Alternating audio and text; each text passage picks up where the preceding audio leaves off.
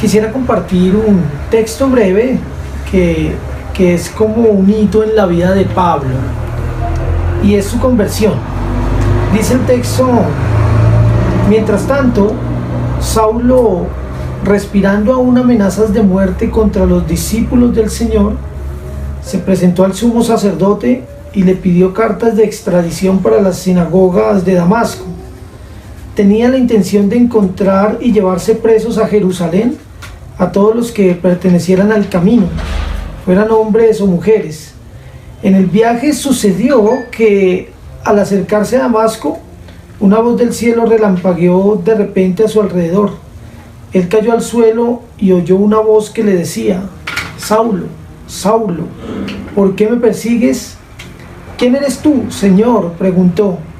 Yo soy Jesús, a quien tú persigues, le contestó la voz. Creo que es para nosotros un poco conocido el texto, pero quisiera sacar de allí algunas reflexiones para nuestra vida. Lo primero es decir que el primer versículo dice: respirando aún amenazas de muerte. Ustedes recordarán que Pablo, antes de ser nombrado así, en la Biblia se le nombra como Saulo. Saulo es el nombre hebreo de Pablo. Y Saulo era un completo perseguidor de la iglesia. Él participó en la muerte de Esteban, no tirando piedras, pero sí aceptando la actitud de los otros judíos para que lo asesinaran.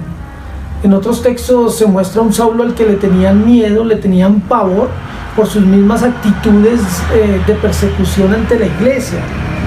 Pero aquí lo vemos en una actitud con una intención premeditada de ir hacia Damasco. Se estaba dirigiendo de Jerusalén, pero de repente ocurre algo en el camino, y es que el Jesús resucitado aparece a Pablo y le dice: ¿por qué me persigues?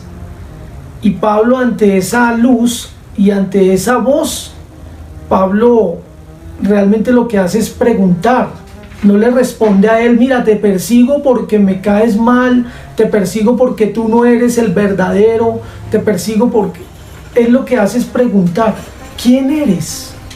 Y a mí me parece importante la pregunta, porque nuestras actitudes y una verdadera conversión debe estar fundamentada en un conocimiento de quién es el Señor, pero solamente un conocimiento que va de la mano también con una experiencia propia. Pablo sabía quién era Jesús, y por eso es que asesinaba a quienes lo promulgaban. Entonces, un conocimiento él tenía de Jesús, pero no había tenido una experiencia propia. Ahora aparece una experiencia, y en medio de esa experiencia él quiere conocerlo de otra manera, y él pregunta: ¿quién eres? Y Jesús se le revela y le dice: yo soy Jesús, a quien tú estás persiguiendo. De ahí en adelante conocemos la historia de que Pablo coge el papel predominante en el libro de Hechos, pero también empieza a haber un cambio completamente profundo en la vida de este personaje. Ahora, yo quisiera que miráramos 3 reflexiones de este texto.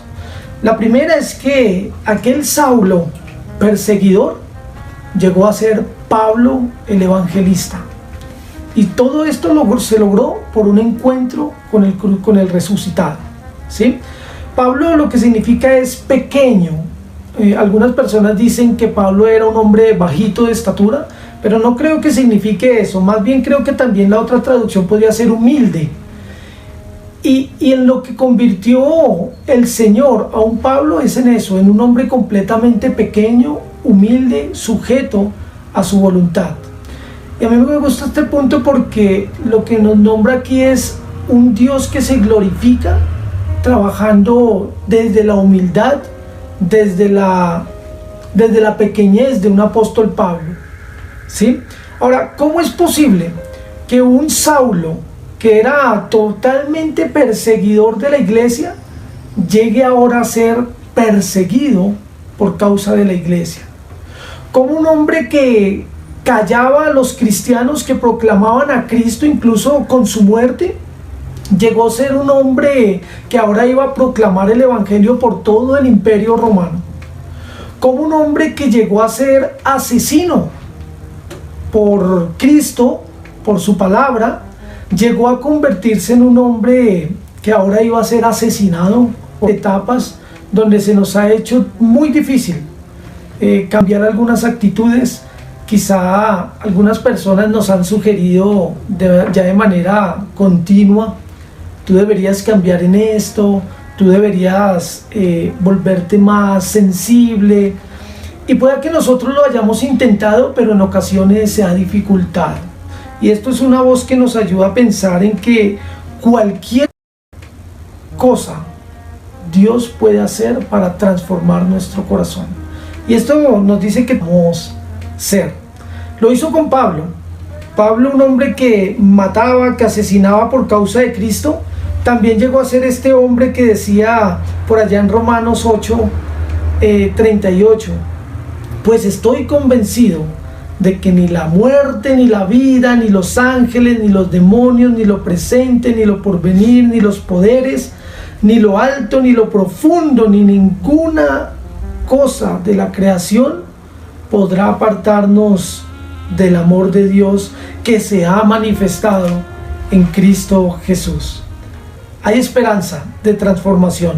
Lo hizo en un Pablo con un corazón totalmente airado, lleno de rabia, a convertirlo en una persona tierna que compartía el Evangelio.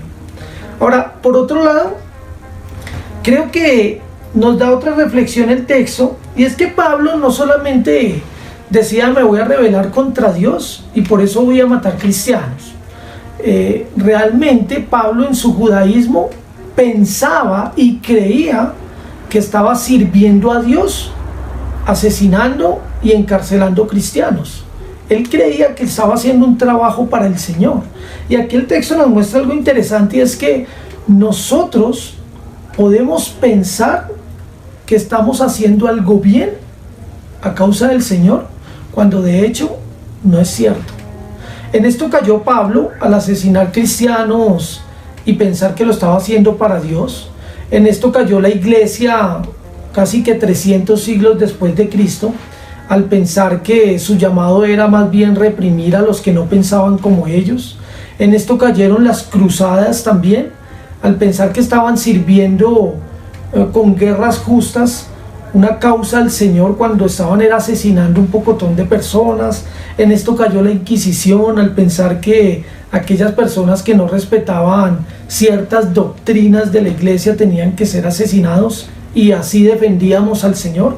Es posible que nosotros aún hoy día tengamos ciertas actitudes que no honran al Señor y que nosotros estemos pensando que de hecho están glorificándole. Ojalá nosotros nos permitamos caer en oración y es preguntarle al Señor: Señor, ¿realmente todo lo que estoy haciendo con mi vida te está honrando? Y que podamos descubrir en su palabra y a través de la oración si esto es así. Y finalmente quisiera compartir que Dios puede actuar de cualquier manera, de cualquier forma. Dios puede actuar en nuestras vidas. A Pablo se le apareció en una luz resplandeciente, en una voz audible, y lo transformó. Y lo pudo hacer porque Él es Dios.